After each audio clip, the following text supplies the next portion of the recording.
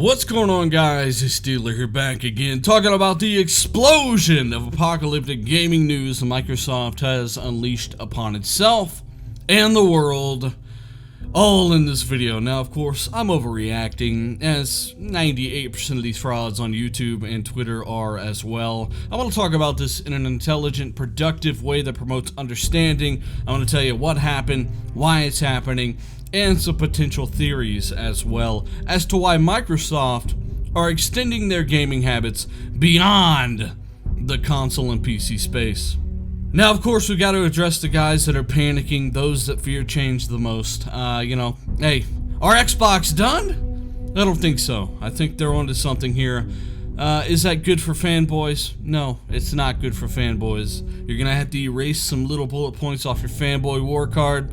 You're gonna have to take the L when it comes to the fanboy bullshit. But for those that value pro-consumer decisions and choices that make gaming in more places easier than ever before, you're probably gonna like what Microsoft have in store for you.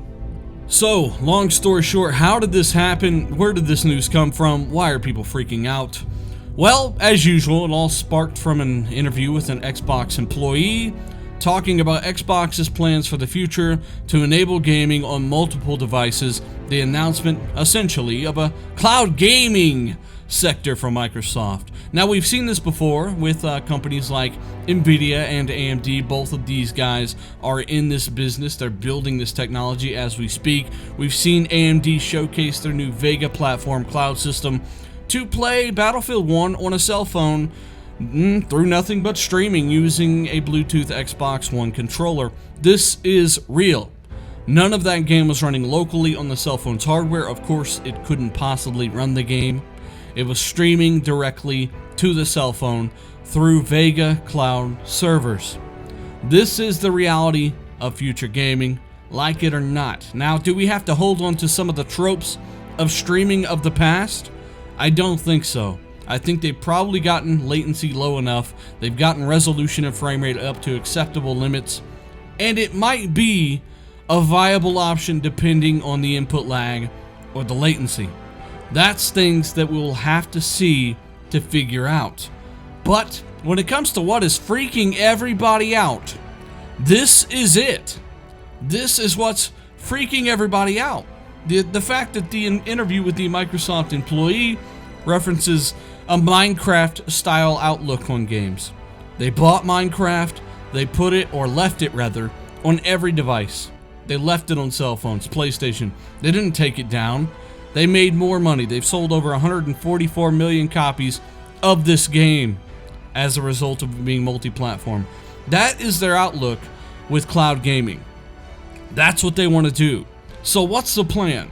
So far, the best that myself as well as people that I've talked to in the community can gather, they will eventually come out with some kind of Game Pass application that you can run on cell phones, mobile, PC, things like that, as well as maybe base model Xbox consoles to perhaps allow those users to continue to play current generation games next generation.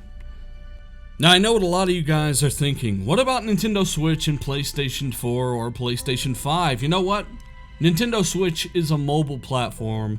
Ultimately, it makes perfect sense for Microsoft. They've had a good relationship here recently, and I don't feel like Microsoft see Nintendo as proper competition in the vein of home consoles. Nintendo are competing with themselves in the mobile market. Very few people leave that thing docked. And you know what? It's the perfect platform for an application like Xbox Game Pass. So credit where it's due to Rand, because Rand was the first person I heard say this. So could you see an Xbox application on a Nintendo Switch that lets you play Xbox games, with varying degrees of quality, of course, on a Nintendo Switch? Possibly. Probably. It is a mobile platform. But will you see this on a PlayStation platform? This is where things get annoying, because you've got a lot of PlayStation fanboys out there saying, well, yeah, Xbox games are coming to PlayStation. Do you really think they're going to let Xbox Game Pass, an app, run on your PlayStation that allows all these games to hit your PlayStation for $10 a month and pay Microsoft for that, because of course they're paying Microsoft every time one of their PlayStation users subscribes to that service, when they didn't even let EA Access do it on their console.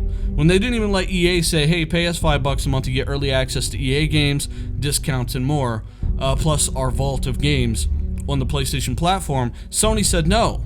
That was not a good value for their customers. And I thought it was kind of odd, because it's an extremely good value for their customers. So maybe they disallowed it because it's competing with their own PlayStation Now service in a way, as a games as a service model. Because remember, Sony were the first to come out with games as a service. Sony were the first to try streaming your games to the consumer through a monthly payment. Pay monthly to play games as a service. They just didn't do it in a very good way. They bought Gaikai. Latency is still massive on PlayStation Now, like it or not, and quality is limited to particular frame rates and resolutions, 720p for instance. With Xbox, if they do the streaming right, the resolutions could be substantially higher with 60 frames per second. So, is that enough? Is 20 milliseconds of input lag enough? Maybe it needs to be lower than 20 seconds of input lag, because TVs generally have around 20 seconds of input lag in game mode if you have a decent set. So combined, is that 40 milliseconds of input lag to play this game? Is that acceptable? There are several challenges these guys have to tackle. But what we do know is that this is the future. This is the way things are going. Is it the end of Xbox? No, I don't think it's the end of Xbox. I think it's another way for Microsoft to become what is the next Netflix of gaming. If they do this right, if they get it, if they nail it, that's security in itself. And that's what people have to understand. So are you going to play this on a streaming device over playing it locally on your Xbox? No, you're not. You're going to notice the performance and latency gains you're going to get on an actual console. It's going to be better in every single way. And I think Microsoft know that. I think they know you're going to choose local hardware every single time that it's available, but I also think cloud will continue to improve. I also think that Microsoft know they are in the console game for the long haul, as they've said before, and they have no plans to abandon the console game, as they've already stated. They're already working on the next Xbox, according to Phil Spencer. It is the nature of the beast, and this is just one more iteration of gaming and how it's come to us in one form or another over the years. So ultimately, could this fuel more IPs and games in the future? Of course. Money makes software, and that's where we're going to have to see. So, is console gaming dead? Is Xbox dying? No. Whether you want to see it or not, this is good for you, the consumer. This does not benefit anyone else but you, the consumer. If you are a negative person, you're going to see this in a negative light. If you're a positive person that likes options and pro-consumer decisions, you are going to see this as a positive. So let me know what you guys think down below. Was the video over dramatic? Sure. Is the music overly dramatic? Sure. Are these nuclear explosions both awesome and overly dramatic? Yes, they are. And I like to think that the video is better for it. So let me know what you guys think down below. I'm Dealer. Hit that like button. It really helps the channel. Subscribe if you're into this kind of stuff. And I'm out.